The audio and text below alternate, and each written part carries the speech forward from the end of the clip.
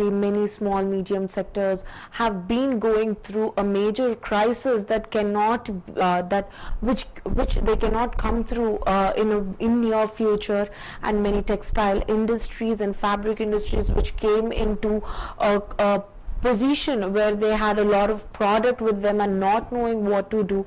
And there are also many such industries who could not come out of it or maintain the labor in a proper systematic way due to the uncalled pandemic. And as Union Cabinet has also chaired by Prime Minister Narendra Modi, who decided to launch a special microcredit facility system called PM Swanidhi for providing affordable loans for such industries, such small medium enterprises and schemes which are expected to go a long way, enabling them to resume work and earn their livelihoods.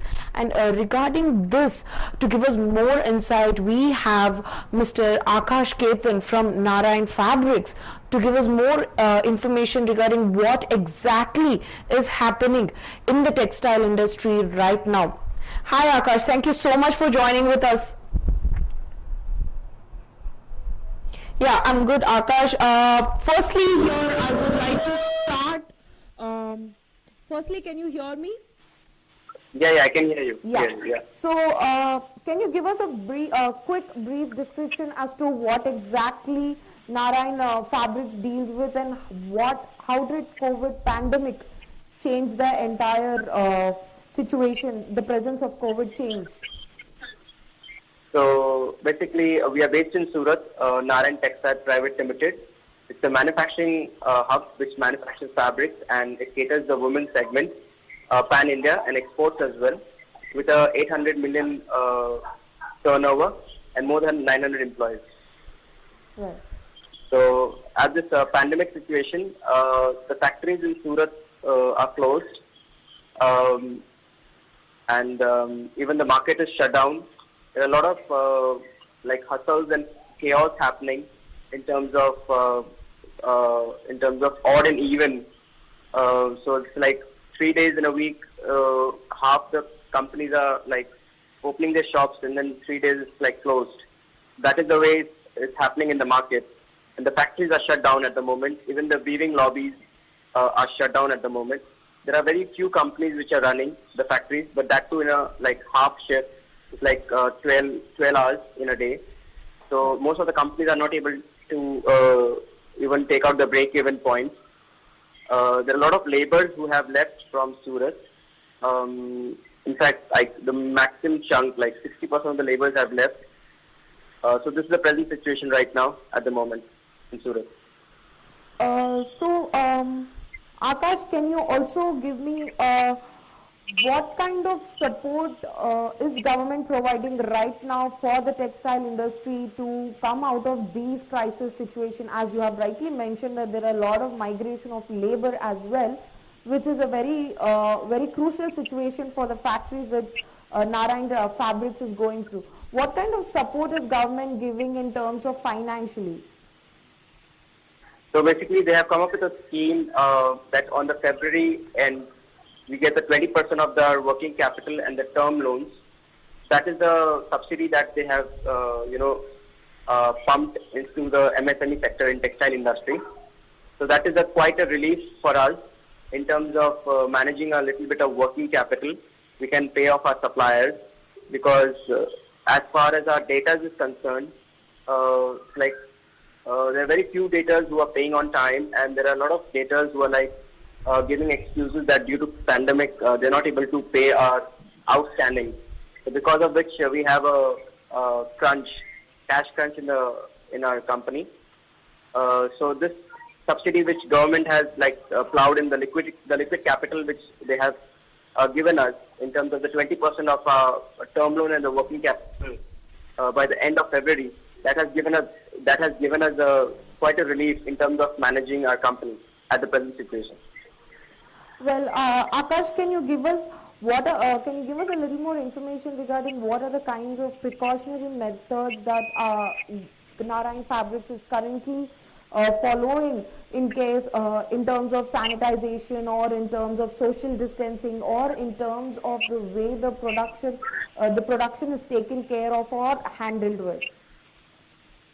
So at the moment, like whatever employees are coming in our office, we have made sure that the mask is compulsory, and that's a cotton mask because when they work, the other fabrics, when they wear the mask, it's not possible for them to, work in the environment with the other kind of mask. So cotton mask is much more preferable for them to wear and, to run their day-to-day activities. Right. And apart from that, we have sanitized our office. And we make sure that there is a distance in terms of like in a account section, like we have what you said. We have distanced our computers and the operators to sit like far off, like in a distance, so that they can manage their work and at the same time maintain the social distance. And in terms of lower level laborers, the laborers, like there are certain departments where at the moment there is no work. So we have told them to stay at home. So they are not coming to the office. Only the departments where there is work, we have told the employees to come into the office and do the tasks, daily tasks. Also here, Akash, there is a very sensitive situation that also need to be addressed in terms of labor management due to daily wages, the lack of daily wages in this uncalled situation. Many of the laborers have migrated. I'm sure there must be a lot of crunch in the factory as well. How did your company manage to overcome this crisis? I'm sure that you're still in the process of overcoming it, but how did the company manage to overcome at least the minimal of it? How did you arrange the labor, and what are the kind of issues that you had to go through, or what are the kind of challenges that you had to face regarding this? Because daily wages is a very sensitive issue that has been happening for quite some time, even till today. Yeah.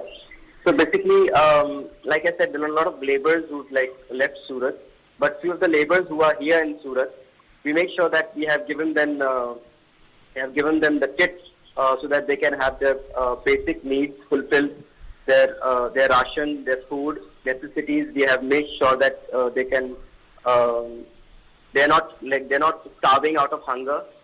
And at the same time, we have given 50% salary to our employees. See, this is the moment where we need to cooperate with all our stakeholders. Just by removing them or firing them this is not going to give the solution in our industry. See, everybody is facing this crisis. So in this particular situation, we have to bring our humanity, and we have to make sure that nobody is starving, nobody is in the sense, going through a deep depression. We have to make sure. So it's the company's moral responsibility to see to to take care of the employees, because after all, it's the employees that helps the company to grow. It's teamwork, after all.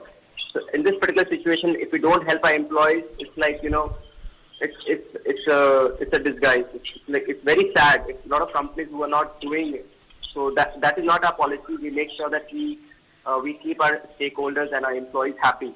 We are giving 50% of the salary to our employees, even at this particular situation. So it's okay, even if these many years we have earned, and if 1 year if we're even if it comes to the break even, how does it matter? So we have to, our first priority is to take care of our employees, to our other stakeholders. Then we are going to get a chance, to make up and to recover whatever the fixed cost is happening at the moment without any revenue. Also, Akash, I would like to know a little more detail into the kind of disruption that has caused into in the supply chain production. So, our raw material is the grey fabric, and its raw material is the yarn. So, right from the yarn stage and the grey, there are a lot of weavers who have shut down their looms. So, at this particular situation, whoever has the stock has an advantage of it. So, we are into finished fabric. So we are having quite a good amount of stock. So at this particular situation, whatever orders we are getting from our garment manufacturers and the sari manufacturers, because of the stock, the finished stock that we are having in our premises, we are able to supply them their orders. But at if I talk about the raw material part, the looms are shut down. So in the near future, once this pandemic situation comes to its recovery position, I think the prices of the raw material is going to go high because of the labor shortage and even their raw material shortage. So what I'm seeing is the prices going high. So we need to balance our, our work in a very systematic way. So companies who are having finished inventory is in a good shape, I would say. What are the guidances and measures that you're currently following through? As you've mentioned that Narayan Fabrics also deals with export. What are the current guidance and measures that you're currently following in terms of transport personnel or the equipment? At the moment, we are not getting any we are not getting any orders from the export side. It's only the domestic market that is supporting us a little bit. So whatever the orders we are getting, we are able to supply in the domestic market right now. So what are the kind of marketing strategies that are taking place right now in terms of textile business? What are the strategies that Narayan Fabrics is taking? So we are telling our sales team to have a con call and to explain them to showcase the fabrics that we are having at our inventory position, so that whatever their needs are or their requirements are, they can fulfill their orders through the telephonic conversation and through the video conferences that we are having in our company. Through that they are able to see the colors and the shades that we are having in our existing inventory, and they're able to order as per the what we have in the inventory position right now. So, Mr. Akash, I would finally like to ask, what are the kind of strategies that can be implemented right now in this business? Would you like to share some strategies that can be implemented right now in this textile business? So we need to be in touch with our customers constantly. That is the key for the sales growth, especially in the textile industry. So I would only suggest my viewers to use as much as technology as possible. There are a lot of softwares which have come up with, we can connect with the SAP. We are using SAP in our company, and we have connected our SAP with other softwares so that it can be easily integrated and we can meet our customers' needs.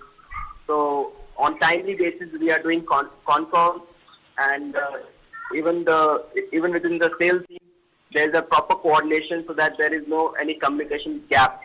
Should be no any communication gap between the orders getting and the orders being executed.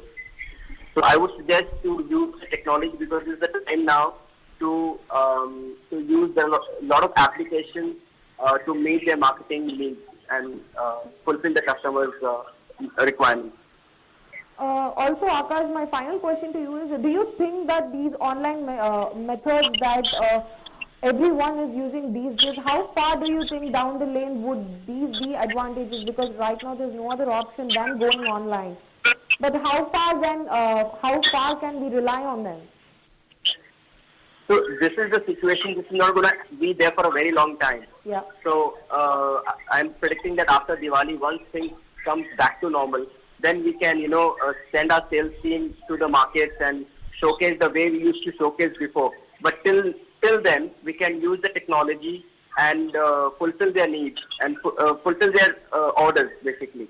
So we can show our fabrics, color shade cards, our printed designs over the consoles, over the different applications, the different applications which are there for the video conferencing, basically.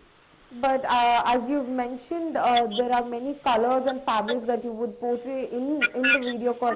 How far do you think that your suppliers would be beneficial with this? Because the color might be different outside when you look at it in person as well.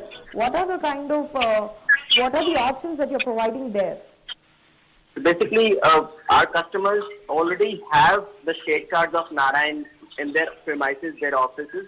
So they just have to open the shade cards and they have to, see the current colors that we are having in our existing inventory. And they just have to name the colors and then just place the orders over the Zoom call or any video application software for that particular matter. So I don't see any challenge in terms of executing their requirements, because they have our fabric, they know our fabric, they know our color shade cards. So at present, we have to manage our existing customers than catering the new customers. That's what I see. Also, is there any special package that you are given as an incentive for in export sector? No, not at the moment. In direct exports, I don't see at the moment any subsidies or something. Yeah, but if we are going like we are planning to go for an expansion in our factory. So there are a lot of subsidies, central and state subsidies, which government is providing at this particular pandemic, so that they are giving us the support, they are giving us the funds to expand our factory. So this is the situation. If the companies want to expand, this is the right situation for the companies to expand, instead of I would say, thinking negative or thinking that nothing is possible. There are a lot of companies in this particular situation have expanded and grew multifold. So it all depends on the mind thought, the way you think, the way how positive you are towards the company, towards yourself, and how you see things. Right, Mr. Akash. Thank you so much for joining with us. Thank you.